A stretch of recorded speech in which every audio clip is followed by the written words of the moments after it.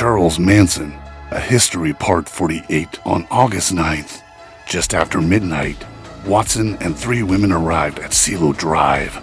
Watson cut the phone line by climbing a telephone pole near the entrance. They parked their car at the bottom of the hill, then walked up toward the house. Concerned that the gate might be electrified or have an alarm, they climbed a brushy embankment beside the gate to get onto the property. Follow for the next part.